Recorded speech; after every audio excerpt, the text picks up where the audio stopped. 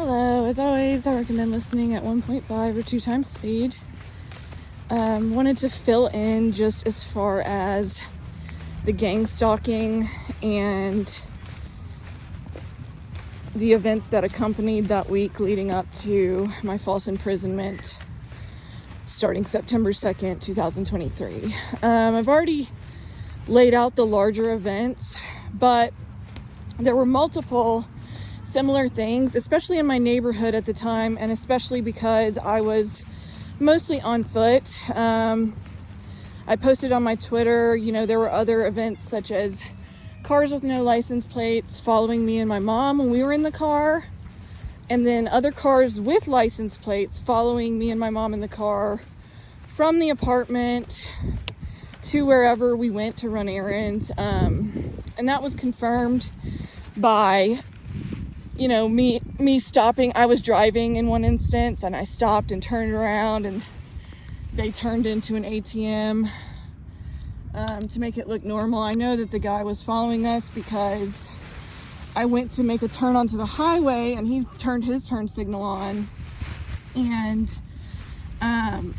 last minute I stopped and turned off to not take the highway, and he followed us.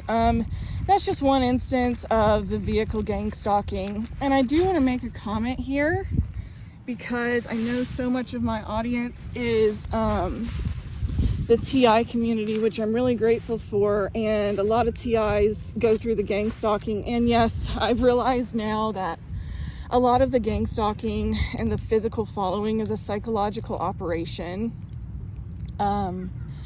To kind of show the target that they're being followed no matter where they go. That's absolutely true, and I didn't realize that at the time. And there's a lot of outcomes that the people responsible for this, the traffickers responsible for this, want from that psychological operation. And it's certainly true that there have been gang stalkers, in my case, who haven't been involved in the physical rapes. However, from the beginning of this, gang stalking was a part of my story, and with the gang stalking, it involves people physically wanting to keep eyes on me and physically raping me.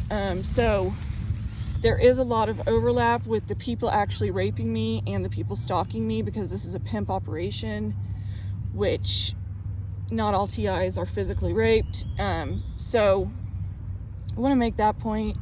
This whole thing has been a pimp operation to me, because that's been the point from the beginning. Other things significant that happened that week leading up with the gang stalking.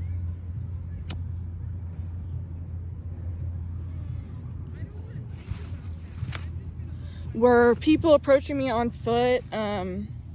They started doing that less when they realized I wasn't going to respond to it, and I was always going to figure out when the people approaching me were sent for me.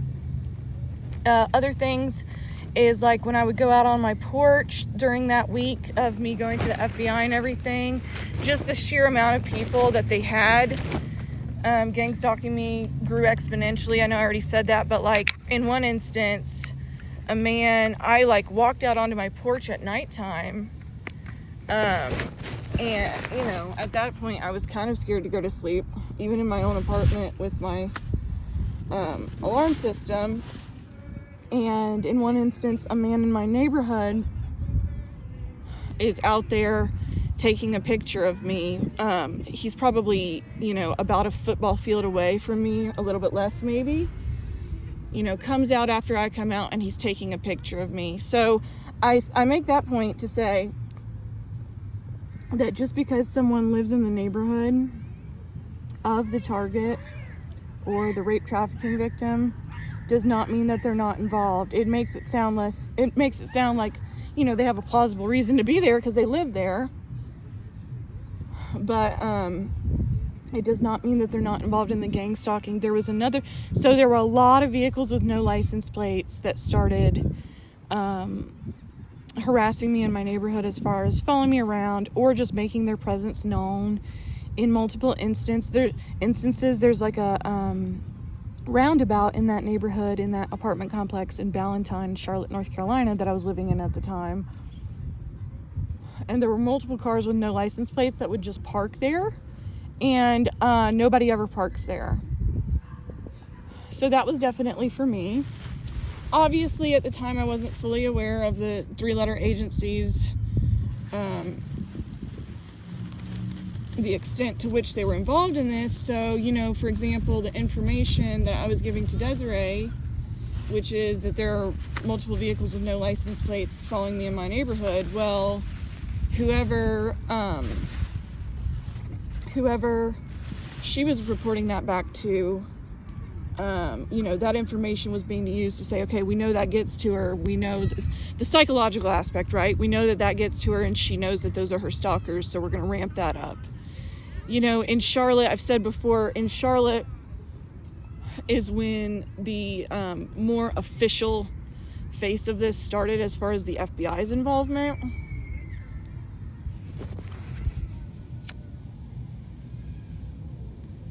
So I had the original traffickers who are based out of Texas and connected nationally, the rape traffickers after me and gang stalking me. And then I did have gang stalking coordinated by the Charlotte FBI field office at that time as well. And I also noticed, like, after I went back to the FBI that first day, I noticed people following me on foot that were definitely FBI. It was a different set of patterns that led me to be able to identify them. Other things are, if I was in a restaurant with my family on multiple different instances, they would send someone to come sit a couple tables down and listen in on our conversation. So I say all that to say that the psychological aspect of the gang stalking operation for sure was there, right? But there's also, for my specific perpetrators, there's an actual utility to the gang stalking in the sense of them breaking in, drugging, and raping me, usually videoing me when they rape me, and in the sense of, trying to actually surveil me every moment of every day. And I know other TIs are actually surveilled every moment of every day. I'm not saying they're not. And I love the TI community. And I'm so grateful that I found y'all, or else I would have never figured out what was really going on here to the full extent. There was another instance where I was walking in my neighborhood, and a car, at this point, of course, I'm in survival mode. I know that my life is at risk, legitimately. I also want to say I did I'm giving this testimony from the point of view that I was at the time, which was not understanding the fusion centers completely, but I did suss that it was the FBI. Once I noticed new patterns of people following me on foot, for example, that day that I called CMPD, Charlotte-Mecklenburg Police Department, with the 2 white officers and made the report of the red car with no license plates, I was followed by FBI on foot for sure. So I could tell that was what was going on, even though I didn't have the full context of the gang stalking operation. The fusion centers and how they're connected to the gang stalking operation. So it was 2 different sets of gang stalkers at that time. Yes, so to get back, so I was walking through my neighborhood, and there was a guy in a car, and when he drove by me, it was broad daylight. When he drove by me, he propped his door open, like not fully closed, not fully open all the way, and he was still driving. He didn't stop. But the first place my mind went to is, what if he has a gun, and I ran and hid behind, I think it was a tree or some other obstacle in the neighborhood, just constantly trying to protect my life. The other important piece of this that I've kind of touched on my Twitter is that one of the days, so the day that the Italian man was like, oh, you were here yesterday? He also asked me, so that would have been that Thursday of this week. he asked me if I had my phone on me. Now, of course, I had already sussed him and his involvement by that point, and I had already figured out enough to know that once I've sussed that someone is involved with this and the information I'm giving them is making its way back to the organized criminal syndicate responsible for raping me in my sleep, to lie anytime they ask a question. That was one of the days that I had taken my mom's rental car at the time, and he said, "Do you have your phone on you?" And he repeated it like 2 or 3 times. Now, of course, he's going to try to say the plausible deniability, because I'm pretty sure you're not allowed to bring phones into the building.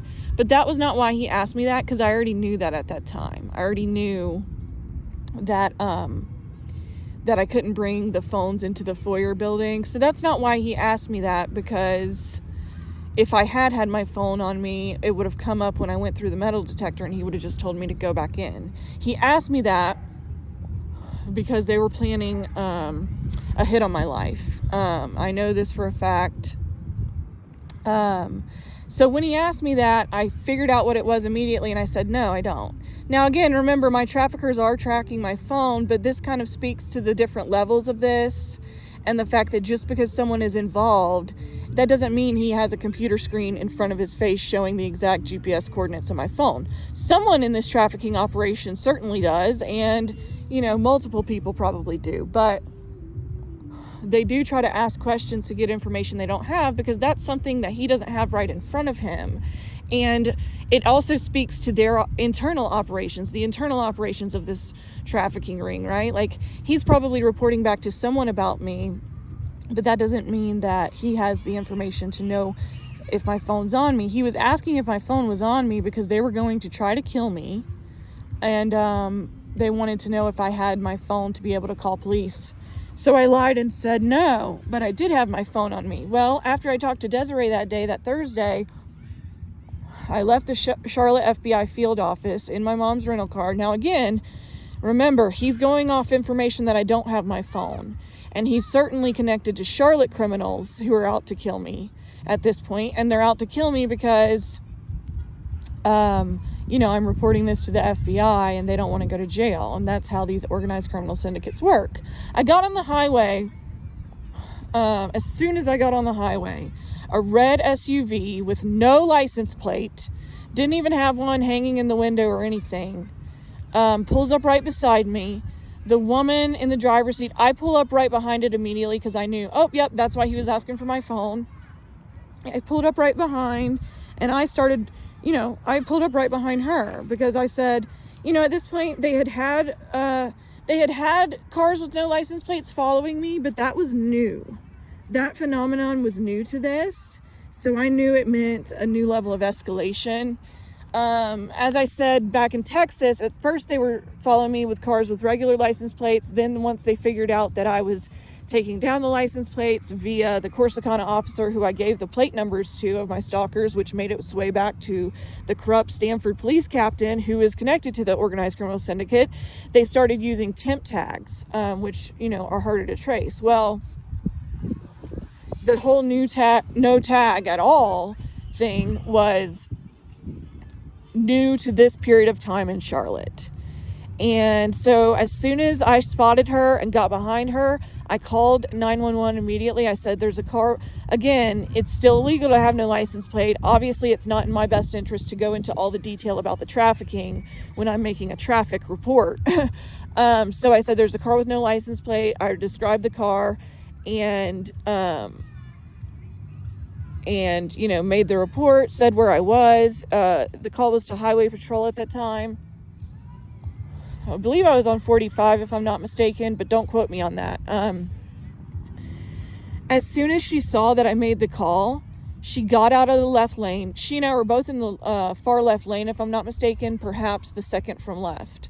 As soon as she saw me make the call, she got off the highway and she flipped me off as she was getting off the highway. And again, it was a thing where it's like, I'm the victim here. Like, how are these people able to mobilize people against me? Because the fact that she flipped me off says something. Now, of course, my life was at risk, so I'm glad that I made that call. I saved my life.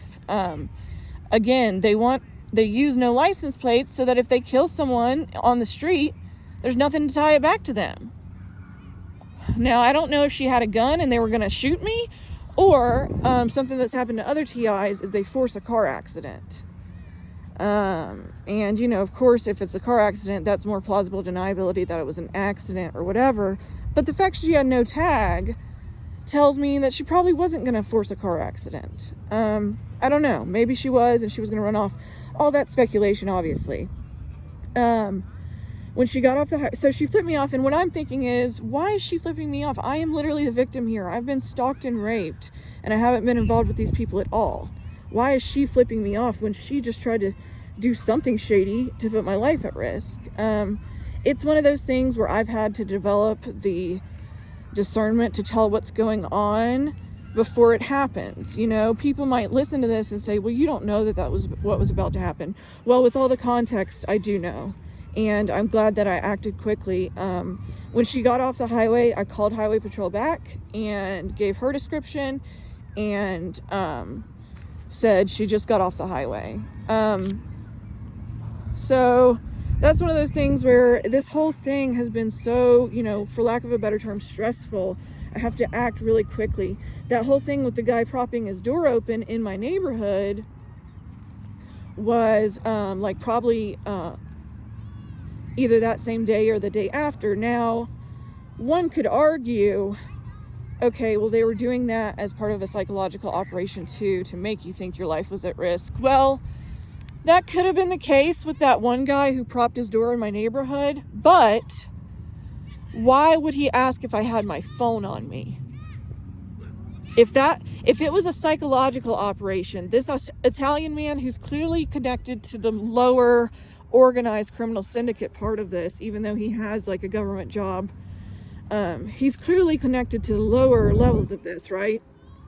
And those people do have an interest in ending my life. So with that, it's like, why would he ask if I had my phone on me?